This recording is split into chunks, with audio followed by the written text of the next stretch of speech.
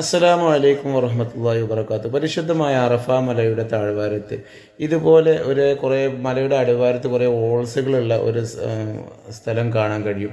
അവിടെ ഒരു ബാരിക്കേഡൊക്കെ വെച്ച് കെട്ടി അവിടെ സെപ്പറേറ്റാക്കി തിരിച്ചതായി കാണാൻ കഴിയും.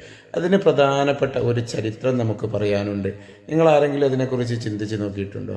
ആ ഒരു ചരിത്രമാണ് ഞാൻ പറയാൻ പോകുന്നത്.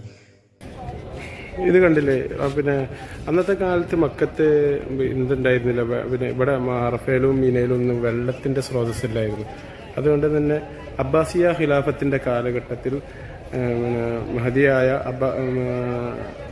ഹാറൂൺ റഷീദിൻ്റെ ഭാര്യ സുബൈദ ബീവി റളിയല്ലാഹു അൻഹ ഒരിക്കൽ ഹജ്ജിന് വന്നപ്പോൾ കാശ് കൊടുത്ത് 1-2 റിയാൽ വലിയ വില കൊടുത്ത് വാങ്ങുന്നത് കണ്ടപ്പോൾ ഞാനൊരു രാജ്ഞിയാണ്, എനിക്ക് തന്നെ ഇങ്ങനെ വെള്ളം പിന്നെ കാശൊക്കെ കൊടുത്ത് വാങ്ങണമെങ്കിൽ സാധാരണക്കാരുടെ അവസ്ഥ എന്തായിരിക്കും എന്ന് വിചാരിച്ച് വളരെയധികം വിഷമിക്കുകയും അങ്ങനെ മഹദി തൻ്റെ കൊട്ടാരത്തിൽ പോയി അവരോട് ഈ കാര്യം അവതരിപ്പിക്കുകയും അവർ പ്രൊജക്റ്റ് നടത്തുകയും ചെയ്യുന്നുണ്ട്. അഥവാ ത്വായിഫിൽ നിന്നും അറഫയിലേക്കും മിനയിലേക്കും മുസ്തലിഫയിലേക്കും ഒക്കെ വെള്ളം എത്തിക്കുന്ന ഒരു പ്രൊജക്റ്റ് നിർമ്മിക്കുകയും അഥവാ ഒരു കനാൽ നിർമ്മിക്കുകയും അതുവഴി ഇവിടേക്ക് വെള്ളം എത്തിക്കുകയും ചെയ്ത് ഹിജറ വർഷം ഒരു 150-200 ആ കാലഘട്ടത്തിലാണ് സംഭവിക്കുന്നത്.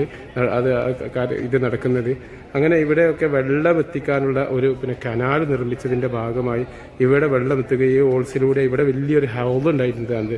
ഈ ഹൗദിലേക്കും മിനയിൽ ഹൗദിലേക്കും ഒക്കെ വെള്ളം എത്തിക്കുകയും ചെയ്തിരുന്ന ഒരു വല്ലാത്തൊരു സംഭവം നടന്ന ഒരു ചരിത്ര സംഭവം നടന്ന സ്ഥലമാണിത്. അത് നമ്മൾക്ക് അധികം ആർക്കും അറിയുണ്ടാവില്ല. അതിൻ്റെ സ്മാരകം എന്നുള്ള നിലക്കാണോ അറിയില്ല, അള്ളാഹു അലൈതാൻ ഇതിവിടെ നിലനിർത്തിയത്. ഇത് നമുക്ക് മിനയിലൊക്കെ പോകുമ്പോൾ ഒരുപാട് ഇതേപോലെയുള്ള കനാലുകളുടെ കുറേ ഇതൊക്കെ കാണാൻ സാധിക്കും. കുറേ പൊളിഞ്ഞു പോയിട്ടുണ്ട്.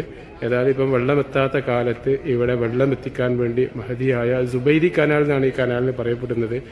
സുബൈദ ബീവി റളിയല്ലാഹു അൻഹയുടെ നേതൃത്വത്തിലായതുകൊണ്ട് അങ്ങനെ മഹദിയുടെ ആ ഒരു നാമധേയത്തിൽ ഉണ്ടാക്കിയ സുബൈദി കനാലിൻ്റെ അവശിഷ്ടങ്ങളാണ് ഈ കാണുന്നത്.